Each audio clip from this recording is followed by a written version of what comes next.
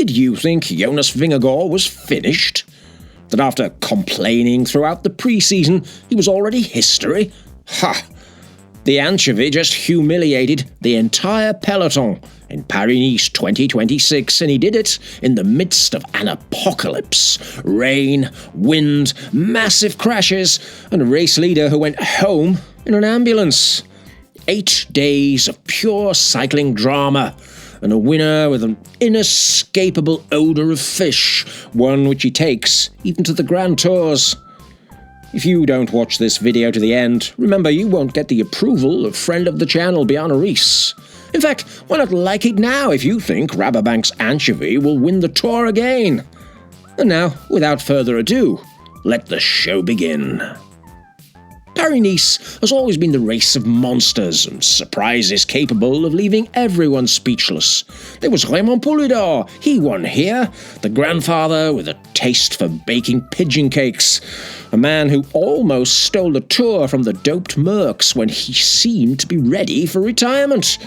And then there was Floyd Landis, the pothead, who discovered that pouring cold water on his head could make him fly in the Tour. He won here.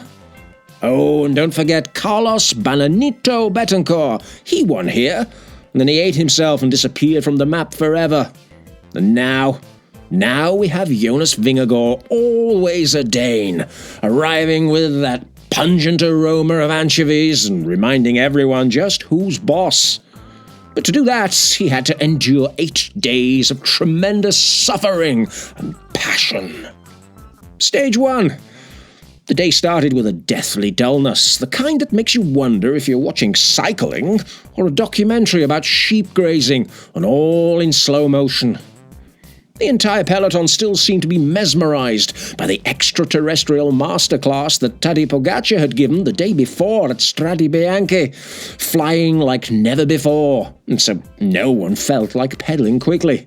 Until the sprint, where the 23-year-old American Luc Lamperti flew down the right, leaving Bini Girmay rooted to the spot, and he raised his arms, while the hyped-up hipster Volta celebrated as if he had won the sprint himself, and all with that smile saying, "My prediction from 3 weeks ago was correct." Yes, half of Twitter and just about all the cycling forums were left with a look of, who the hell is this guy? A kid with no previous World Tour victories. He just won a flat sprint at Paris-Nice, a discipline that many fans have considered dead for many seasons. Stage 2. Now, many fans took the opportunity to take a nap in the face of the passivity of the cyclists, who preferred to go on strike, like Vingegaard, complaining about dangerous routes that, according to him, were unworthy of the World Tour. In a chaotic sprint, Astana's Max Canter won, rather surprisingly, threw his hands up in the air and generated many reactions. But the fans, well, they went back to snoring. Some didn't even notice that the stage was over. In the Kazakh steppes, meanwhile, a certain Vinokourov let out a sadistic chuckle for the first time since, well, they'd put motors in Cavendish's wheels. "My team wins another sprint," he shouted, as he counted the rubles from the new sponsor. And over in the Movistar convent, Friar Eusebio Unzue looked up from his breviary, crossed himself, 3 times of course, and murmured, "Praise the Lord, one of my former protégés finally wins, even if it is on another team with another flag, and after I let him go forth like a mangy dog." Stage 3, a team time trial in pure selfie-la-patillon style with added absurd measures, insisting that the time is taken by the first cyclist to cross the finish line. The much-improved AG Desert finished 3rd, thanks to Dan Houle, who gave all his thanks to his new methods. Then there were the treks of Dr. Pel Rodriguez Alonso, who put on a show to finish 2nd, and to put the always hard-working Juan Ayuso in the yellow jersey in the lead at the end of the day. Oh, this greatly angered the Danish anchovy, who'd already been angry for several days, Shea Rabobank. Perhaps they're missing the days of carbon monoxide that made them fly. But the winners Well, the winners were Sky, who celebrated their new Danish sponsor because, as we know, it's always a Dane. An impressive victory for the duo Nutella-Vauquelin and Oscar Onley. But it was all of little use, because the next day the Dane decided to take revenge, just as the situation deserved. Stage 4, rain, cold and terrain ripe for ambushes. In less than half an hour we were already seeing more action than on the previous days. Shortly after, the hard-working yellow jersey Juan Ayuso fell and ended up abandoning the race after throwing himself on the grass like a slaughtered lamb. Let's hope that Dr. Pastillas Rodriguez Alonso can help him with some magic potions ahead of the Tour de France. Nutella-Vauquelin was left behind by the falls of the others, and ahead were the dangerous Van Dijk brothers with their teammate, Daddy Martinez, and of course the smartest boy in the class, the Danish anchovy Vingegaard. The twins' prison had opened, and the dangerous Van Dijk brothers pedalled like never before to increase their lead to more than 2 minutes. Something which the anchovy took advantage of, under the Flamme Rouge, to leave the Colombian daddy behind on a 15% slope, heading directly for the finish line. Full of fury and smelling of fish, the anchovy achieved his first victory of the year, and of course took the yellow leader's jersey, and all in an outfit that generated all kinds of laughable comments among the fans. And meanwhile, Mo cried bitter, bitter tears on Twitter when he saw the anchovy win. But the Slovenian alien wrote it all down in his notebook. My biggest rival is the Dane. It's always a Dane. Stage 5, and the sun rose just like in an episode of the Teletubbies. And its biggest fan was the friar, Eusebio Nzue, who begged his riders to attack for heaven's sake. Cat Ferguson's boyfriend duly obliged, along with Jefferson Cepeda. But today the riders were all set for a second helping of hot fried anchovy.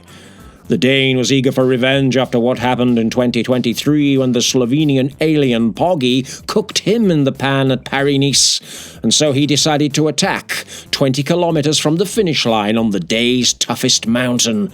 Not even an inspired Nutella-Vauquelin could keep up with him. He rode alone to the finish line, handing Nutella's group a crushing defeat of over 2.5 minutes, leading to time gaps typical of a Grand Tour after just 5 days. Inhuman gaps. Stage 6, with the race all but decided and the yellow jersey secured, it was a day for other teams to shine.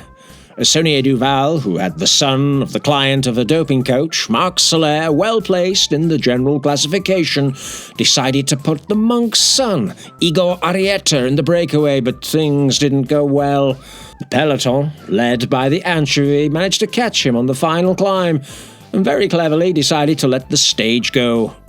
And so the smartest rider was Jordi Tejada, who took full advantage of a lull in the action to attack on that final climb, and prove that the Colombian is the one who capitalizes on the toughest situations to win. Whistling merrily, he crossed the finish line, while the doped military man Alexander Vinokourov danced to the sound of fife and drum, celebrating his second victory in Paris-Nice. And the friar Eusebio Nzue jotted down Jordi Tejada's name for his transfer board. Stage 7. It was supposed to be the Queen stage, finishing at Mont-Auron. But there was snow, and as we know from Au Gran Camino 2024, when the anchovy doesn't feel like pedalling because it's snowing, well, that clown Adam Hansen has no problem at all convincing ASO to cut the stage down and turn it into a total mess. And sadly this time we didn't have a bald friend of the channel doper like Biana Rees to put on a show on a 40-kilometer stage with mountain passes of little difficulty, just as happened in the 1996 Tour de France.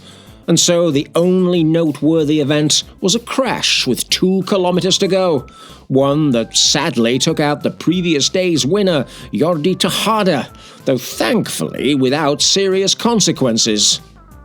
In the finale, French champion Dorian Godin won in a sprint of the kind he loves against our disillusioned Binny, while the anchovy, happy to have avoided the bad weather, simply remarked, "Snow for the Saunier Duvals when they head out to Ibiza." Stage 8. With the winning anchovy avoiding crashing, the cycling world was more focused on signings like that of the stateless Russian Sivakov by AG Desert, a classic example of a messenger pigeon, signing on the dotted line to spread his wisdom across the sport. The slender Paris Peintre decided to attack, with a highly motivated Calippo Soler ready to prove that his dad is the only one in his family connected to PEDs. And then the peloton, led by the anchovy, kept up with these two, until a strange crash by Daddy Martinez in the middle of a climb caused Nutella Vauquelin's Sky team to pick up the pace to catch the breakaway. With 20 kilometers to go, the anchovy launched another fierce attack, eager to prove to all that he's the best. And a tenacious Lenny from the formidable Bahrain Victorious team gave chase. Oh, we just love our Lenny! Begging the anchovy to let him win, and we'll never know if the anchovy consented, our Lenny duly won the final stage of this Paris-Nice, leaving us all with a clear message. The anchovy is still on a roll, a streak that will have the alien Poggy wondering how he'll ever beat him in the Tour. And a result that leaves the anchovy with a great, satisfying, fishy aftertaste on the beaches of Nice, thanks to those huge, huge differences in the final classification, as you can see. And we'll see you in the next show.